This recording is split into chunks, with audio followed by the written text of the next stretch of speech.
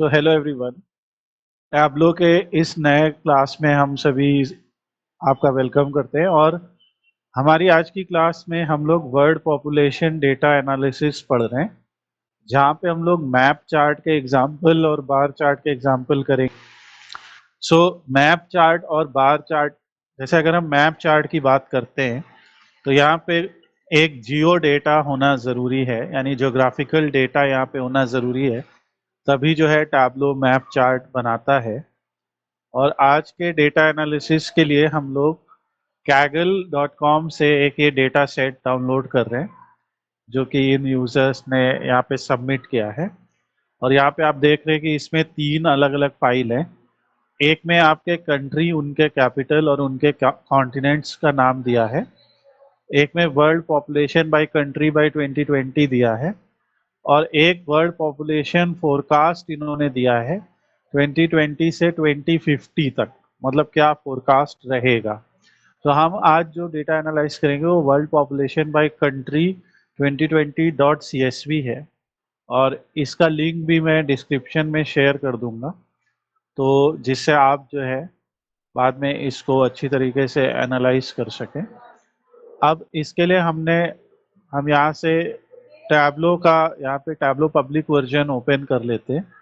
और tableau public version में हम लोग यहाँ पे CSV फाइल है तो टेक्स्ट से कन्वर्ट करेंगे उसको, क्योंकि जो फाइल का एक्सटेंशन अगर CSV होता है तो हम टेक्स्ट कनेक्टर का यूज़ करते हैं। तो जैसे हमने ये किया तो हमारे डेटा सेट फोल्डर्स में गेट वर्ल्ड पॉपुलेशन फोल्डर आ गया, जहाँ पे हमें वर्ल्ड पॉपुलेशन बाय कंट्री आ रहा है, और इसको हम यहाँ से ओपन कर देते हैं। और ओपन करने के बाद आप देख सकते, सबसे पहले हम इसके डेटा सेट के वैल्यूज़ को देखते हैं। सबसे पहले NO है, यानी नंबर है, तो हर कंट्री को उनके पॉपुलेशन के हिसाब से नंबर मिला है।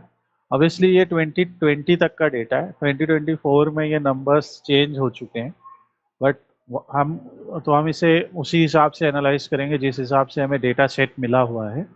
इन्होंने पॉपुलेशन 2020 को एक नंबर के फॉर्म में दिया है। ईयरली चेंज को भी इन्होंने यहाँ पे दिया है कि ईयर ऑन ईयर क्या चेंज हो रहा है। तो हम ये भी एनालाइज कर सकते हैं कि कौन सा ऐसा कंट्री है जिसका ईयरली चेंज सबसे ज़्यादा है, कौन सी ऐसी कंट्री जिसका ईयरली चेंज कम है, और इन्हीं के बेसिस पे फोरकास्टिंग की जा सकती है। इन्होंने नेट चेंज भी किया है। इन्होंने डेंसिटी, यानी पॉपुलेशन पर किलोमीटर स्क्वायर, यानी उस कंट्री के एरिया के हिसाब से उसकी पॉपुलेशन डेंसिटी क्या है वो दी है। लैंड एरिया बताया है, तो हम ये भी देखेंगे कि कौन से कंट्री का लैंड एरिया सबसे ज़्यादा है। यहाँ पे माइग्रेंट्स दिया हुआ है, और फर्टिलिटी रेट दिया हुआ है, मीडियम एज या मीडियन एज दिया है, और अर्बन पॉपुलेशन कितनी है उसका एक परसेंटेज दिया, यानी कि कितने % ऑफ पॉपुलेशन अर्बन एरिया में रहती है। तो ये सारी चीज़ें आप करेंगे, और इनका वर्ल्ड शेयर जो है वो दिया हुआ है कि वर्ल्ड में इनका कितना शेयर है। तो ऑब्वियसली इसको 100 से मे बी आप मल्टीप्लाई करके परसेंटेज निकाल सकते हैं। सो हम लोग बेसिक से कुछ ग्राफ्स यहाँ पे बनाएंगे। तो इसके लिए हम लोगों ने यहाँ पे एक ले आया। अब सबसे इम्पोर्टेंट बात, जैसे जब आप कंट्री यहाँ पे देखते हैं तो कंट्री में आप देख रहे हैं अपने आप एक ग्लोब का आइकन बना हुआ है। इफ फॉर एनी रीज़न ये ग्लोब का आइकन नहीं बना होता, सो आप क्या करते, आप यहाँ राइट क्लिक करते और इसका ज्योग्राफिकल रोल कंट्री कर देते हैं यहाँ से। ओके, तो अगर आपके डेटा में टाब्लो से सही से नहीं रीड कर पा रहा है, सो उस केस में आप इसका ज्योग्राफिकल रोल डिफाइन कर देंगे कि वो एरिया है, वो एयरपोर्ट है या क्या है। जैसे यहाँ पे हमें दिख रहा है कि हमारे पास कंट्री, कॉन्टिनेंट एंड कैपिटल्स नाम की एक फाइल भी है, तो हम उसे ज्वाइन करने की कोशिश करते। तो अब ये कह रहे हैं कि जो country, continents and capital file है, जिसमें कंट्री, टेरिटरी, कैपिटल और कॉन्टिनेंट है, उसे कैसे ज्वाइन करें। तो हमें इसको बताना पड़ता है कि इसमें ज्वाइन करने के लिए वर्ल्ड पॉपुलेशन में जो कंट्री नाम की फील्ड है वो यहाँ पे भी कंट्री, टेरिटरी नाम की फील्ड के बराबर है। और अब देखिए ये रिलेशनशिप यहाँ पे इस्टेब्लिश हो गया। ओके, सो इस तरीके से आप ये कर सकते हैं। और यहाँ पे अब आप देखेंगे कंट्री कॉन्टिनेंट में भी जो कंट्री है वो तो ग्लोबल डेटा आ गया है, पर कैपिटल जो है, क्योंकि कैपिटल एक सिटी है, उस कंट्री का सिटी एक कैपिटल है, राइट। सो अगर हम यहाँ कैपिटल को देखते हैं तो यहाँ पे आपको हर एक कंट्री के कैपिटल सिटीज के नाम दिखेंगे। तो आपको बस क्या करना है, ये देखो ये ABC दिख रहा है, ये देख पा रहे हैं आप। सो अभी हम कैपिटल को हटा देते हैं, सॉरी कैपिटल को, और यहाँ से इसका change geographical role to city कर देंगे। ओके, अब आप देख रहे हैं कि ये आ गया। अब जब हम इसको ड्रैग करेंगे तो आप देखेंगे यहाँ मैप डेटा आ गए हैं। और जब हम इस मैप पे करेंगे तो आप देख सकते हैं कि वर्ल्ड पे वो सारे सिटी कहीं ना कहीं ये मार्क कर रहे हैं, ठीक है। New Delhi, Dhaka, बिसाओ, okay. कुछ गलत भी हैं मगर न्यू दिल्ली और ढाका तो सही लग रहे हैं। और ये 231 अननोन दिखा रहा है, क्योंकि क्या है कि जब आप देखेंगे तो यहाँ कंट्री रीजन इंडिया है। ओके, इंडिया है, तो इंडिया में तो अबू धाबी या अबूजा या अकरा या अल्जीरियस ये सब नहीं आएगा। तो उसके लिए क्या होएगा, हम नन कर देते हैं और अप्लाई कर देते। अब आप देख रहे हैं जहाँ भी टैबलो को समझ में आ रहा है उसका सिटी वो वहाँ पे दिखा रहा है, ठीक है। जैसे सूडान में खार्तूम, थोड़े यूरोपियन सिटीज को देखते तो यूरोप में जैसे बेलारूस में मिन्स्क हो गया, चिसिनाउ, सब सही नहीं हो सकते, बट जो है जो भी है ये इस तरीके से दिखा रहा है, ठीक है। और यही हम लोग को करना। बाद में हम ये भी सीखेंगे कि अगर ये सही नहीं आ रहे हैं तो ऑब्वियसली उसको कैसे सही करना है। बट इस तरीके से आप एक ज्योग्राफिकल वैल्यू को कन्वर्ट कर सकते हैं और उसे एनालाइज कर सकते हैं। अभी हम इस सब को हटा देते हैं और अब हम उस पर्टिकुलर डेटा पे आ जाते हैं कंट्री जो हमें पता है कि वैलिड वैल्यू है। और यहाँ पे शो मी में जाएंगे तो पहले टाइप का ग्राफ ये सिग्नल मैप है या सिंबल मैप है, सॉरी। सिंबल मैप में क्या होता है कि जो हमारा डेटा पॉइंट है, यानी डेटा पॉइंट यहाँ पे क्या है, डेटा पॉइंट हमारा कंट्री या टेरिटरी का नाम है। ओके, तो जो हमारा डेटा पॉइंट है उसको ये एक सिंबल के थ्रू दिखाता है। और सिंबल यहाँ पे अभी एक सर्किल है, जैसे कनाडा, US, ये इस तरीके से, ठीक है, सिंबल मैप। और उसी जगह पे अगर आप मैप ले लेंगे तो ये क्या करेगा, उसको फिल कर देगा। ओके, यानी कि अब ये सिर्फ पॉइंट नहीं है। अब देखो रशिया, चाइना, इंडिया, ये सब ने बाउंड्री, पाकिस्तान, अफगानिस्तान, सबकी बाउंड्री जो है उसने यहाँ पे बता दी। ओके, तो ये पहली चीज आपको याद रखनी है। और इस तरीके से आपका मैप आ गया। नाउ अभी इसने एक कलर ले रखा है, कलर, क्योंकि अभी हमने इसमें सिर्फ एक डायमेंशन ही यूज किया है, हम लोगों ने कोई भी मेजर यूज नहीं किया है। तो एक्चुअली एनालिसिस तभी पॉसिबल जल्दी हो पाती है जब हम डायमेंशन और मेजर का कॉम्बिनेशन यूज करते हैं। तो अब हम क्या करने वाले, यहाँ से कंट्री को हम एक कॉलम में ले लेते हैं। देखिए जैसे ही यहाँ डाला, देखिए सबके यहाँ आने लगे। और अब हम इसकी पॉपुलेशन को एक रो में ले लेते हैं। ओके, और सो ये हमारा एक ग्राफ सिंपली क्रिएट हुआ। हम फिर से देखिए इसको क्रिएट करके दिखाते हैं। सबसे पहले हमने कंट्री को यहाँ पे कॉलम में यूज़ किया, उसके बाद हम लोगों ने पॉपुलेशन को रो में यूज़ किया, और यहाँ से हम उसको सिंपली असेंडिंग या डिसेंडिंग ऑर्डर में कर सकते हैं, जिसके थ्रू आप देख सकते हैं चाइना, इंडिया, फिर US, फिर इंडोनेशिया, ये इस सीक्वेंस में है। नाउ नेक्स्ट चीज़ ये है कि यहाँ से जाके आप इसको ग्राफ में बदल दीजिए, और ग्राफ में बदलने से आप देखेंगे कि इसने ब्लू कलर का यूज करके, यहाँ पे ब्लू कलर का ही यूज करके अकेले इस तरीके से एक सीक्वेंस बना दिया। इसका मतलब ये है कि जो कंट्री इन्होंने चूज किया उसमें सबसे कम पॉपुलेशन वाली 801 पे है और 1 बिलियन वाली सबसे हाई उस वैल्यूज पे है। तो जो 1 बिलियन वाले वो इंडिया और चाइना है यहाँ पे, और उनको टैब्लो ने एकदम डार्क ब्लू कलर से शो किया है और बाकियों को इसने बिल्कुल लाइट कलर से शो किया है। और ये इसका जो है रूल है, ठीक है। और यहाँ पे अब आप देखेंगे कि जो भी हम लोगों ने ये किया है एक कलर का आंसर है। अगर सपोज कीजिए हमको यहाँ से कलर्स चेंज करने, तो हम इसी सेम डेटा को मल्टीपल कलर्स में भी दिखा सकते हैं, 2 कलर या 3 कलर में भी दिखा सकते हैं।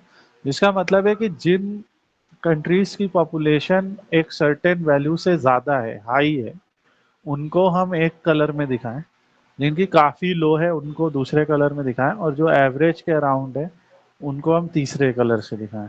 तो इसके लिए यहाँ पे एडिट कलर करके, यहाँ ऑटोमेटिक की जगह या तो आप ऐसा देखो ऑरेंज गोल्ड कर देते हैं, ये भी एक ही कलर है, और यहाँ से आपको दिखेगा कि जिन कंट्रीज की पॉपुलेशन एकदम डार्क दिख रहे मतलब हाई पे है, ये एक तरीका है एडिट करके। इसमें एक और होता है रेड ग्रीन डाइवर्जिंग। तो रेड ग्रीन डाइवर्जिंग में क्या है, जो कम वाली वैल्यूज हैं यानी 800 से एवरेज के बीच में, वो रेड कलर में आएंगी, और जो बहुत हाई वैल्यूज हैं वो ग्रीन कलर में आएंगी, और बाकी एवरेज के करीब हैं वो रेड और ग्रीन के बीच के इन शेड्स में आएंगे। तो जैसे हम इसको अप्लाई करते हैं, यू कैन सी। तो इस तरीके से आप अलग अलग कलर कॉम्बिनेशंस का यूज करके जो है इस टाइप के ग्राफ्स को बना सकते हैं, और यही इसका जो है अपना काम है। अब अदर वैल्यूज को भी अगर आपको एनालाइज करना है, तो क्योंकि यहाँ पे कंट्री के ही हिसाब से सारी वैल्यूज हैं, जैसे फर्टिलिटी रेट की बात करते हैं, तो ये हमने यहाँ पे ले लिया। ये इन्होंने देखिए क्या हो रहा है, ऑल्दो ये एक नंबर है, पर ये नंबर ना के एक ऐसा डायमेंशन आ रहा है। तो अगर ऐसा कोई प्रॉब्लम होता है तो इसको हम क्या कर सकते हैं, कन्वर्ट टू मेजर कर सकते हैं, ठीक है। और अब इसको जब हम ले जाएंगे तो आप इसका सम देख रहे हैं, और इसको हम पॉपुलेशन वाइज जो है यहाँ या कंट्री वाइज जो है यहाँ पे ले जा सकते हैं। तो अभी ये 1 1 ऐसे दिखा रहा है, तो हमें देखना पड़ेगा कि ये क्यों ऐसा हो। तो जब हम इसको इंस्पेक्ट करते हैं तो आप नीचे देखेंगे प्रॉब्लम क्या है, यहाँ पे कुछ NA वैल्यूज भी हैं यानी मिसिंग वैल्यूज भी हैं, ठीक है। तो इस तरीके की प्रॉब्लम हमें आ रही है। तो इस तरह की प्रॉब्लम अगर आपको आ रही है और आपके पास कुछ मिसिंग वैल्यूज हैं, तो अभी हम इसको हटाते हैं यहाँ से, और हम यहाँ पे डेटा सोर्स लेवल पे जाते हैं, और क्या करते हैं कि जो हमारा वर्ल्ड पॉपुलेशन का डेटा है, यहाँ पे जो FERT रेट करके जो पैरामीटर है उसको लेते हैं, और यहाँ पे एक फ़िल्टर ऐड करते हैं, ठीक है। और फिल्टर में हम ये रेट को लेते हैं, और यहाँ पे आपको दिख रहा है सब आ रहा है, हम सेलेक्ट ऑल कर लेंगे पर इस वैल्यू को अनसेलेक्ट कर देंगे और ओके कर देंगे, ठीक है। अब इसके बाद जब हम यहाँ पे जाएंगे तो अब इसको लेते हैं, इसको हम रिमूव कर देते हैं। जैसे यहाँ पे एक फ्लोट करके हमने फंक्शन लिखा है, तो जैसे फ्लोट में अगर हम इसको लिख देते हैं, लेट्स ट्राई, ठीक है। तो इसमें क्या होएगा कि इसको हम फर्ट रेट फ्लोट कर देते हैं। तो फ्लोट का मतलब होता है फ्लोटिंग पॉइंट नंबर, ठीक है, यानी नंबर जिसमें डेसिमल हो। और अब आप इसको अगर लाएंगे तो आप देख सकते हैं कि ये रेट अब बदल गया, राइट। हर एक उनका अलग अलग है, राइट। तो सबका तो ये जो कैलकुलेटेड फील्ड्स होती हैं, ये कैलकुलेटेड फील्ड्स क्या करती है कि ऐसी एक फील्ड बना के दे रही है हमको जो पहले से डेटा में नहीं थी। Is it okay? ये फील्ड पहले से डेटा में नहीं थी, हम लोगों ने इसे क्रिएट किया है। कई बार यहाँ प्रॉब्लम क्या आ रही थी कि जो हमारा नंबर था ठीक है, वो एज अ स्ट्रिंग रीड हो रहा है यहाँ पे, एज एबीसी रीड हो रहा है। और एबीसी और एक स्ट्रिंग का एक स्ट्रिंग के साथ ग्राफ नहीं बन रहा, सिर्फ वन वन ग्राफ बन रहा, बट एक्चुअल वैल्यू वो नंबर है। तो हम लोगों ने क्या कर दिया, उसे टाइप कन्वर्जन कर दिया फ्लोट में, ठीक है, और इस तरीके से आ गया। एंड हम इस वैल्यू को भी ग्राफ में इस तरीके से देखते हैं। तो यहाँ पे आपको डिफरेंट टाइप के जगहों पे जो है वो निकल आएगा। तो जो भी आपके मेजर्स हैं उनको आप एक डायमेंशन के साथ देख सकते हैं, ठीक है। इसी तरीके से देखो मीडियम एज या मीडियन एज, ठीक है तो ये भी एक नंबर ही ना, देखो, ठीक है, पर ये भी एज अ एबीसी आ रहा है। और ऐसा इसलिए हो रहा होगा क्योंकि इसमें भी कुछ कंट्रीज की मीडियन एज जो है वो सही नहीं आ रही होगी। तो इसको हम क्या करेंगे, यहाँ से जो मीडियम एज है इसमें भी हम क्या करेंगे, जो यहाँ से मीडियम एज है उसमें से हम एनए को यहाँ से एक्सक्लूड कर देंगे, ठीक है। ये दूसरा तरीका क्या है, ऑल सेलेक्ट करके एनए को हटा दीजिए, क्योंकि एनए जो है वो नॉट एप्लीकेबल है और वो उसको वहां पे बना दे रहा है एबीसी यानी कि नंबर। तो जब इसको आप करेंगे तो अभी भी मीडियम एज है तो एबीसी, मगर मीडियम एज में आप देख रहे हैं सब जगह इंटीजर ही वैल्यू है, ठीक है। पर इसको भी हम ऐसा नंबर बनाने के लिए फ्लोट में कर देंगे। तो क्या करेंगे, यहाँ से क्रिएट कैलकुलेटेड फील्ड, और यहाँ से भी हम इसको कह देते हैं मीडियम एज या मीडियन एज जो भी है ये। तो इसको मीडियन एज हम लिख देते हैं, और यहाँ पे हम फ्लोट, तो फ्लोट यहाँ पे एक फंक्शन है, और इस फ्लोट फंक्शन में हम लोग मीडियन एज जो हमारी एबीसी वैल्यू है उसको ले लेंगे, अप्लाई कर देंगे, ओके। और अब जब इसको आप करेंगे तो यहाँ पे आप देखेंगे आपको नंबर मिल चुका है। और इसको भी हम कॉन्टिनेंट वाइज करते हैं, जैसे लेट्स ट्राई। तो कॉन्टिनेंट वाइज आप देख सकते हैं अफ्रीका में क्या है ये। अगर इसी जगह आप इसको कैपिटल वाइज करते हैं तो कैपिटल वाइज भी आपको दिखेगा, कुछ कुछ नल वैल्यूज भी हैं। और कंट्री वाइज अगर आप इसे करते हैं तो कंट्री वाइज दिखेगा, और यहाँ पे हर एक कंट्री की आपको ये दिखाई देगी वैल्यू। सो इस तरीके से आप इसको बना सकते हैं, और यही आपको ट्राई करना है, टेस्ट करना है और करके हमें बताना है।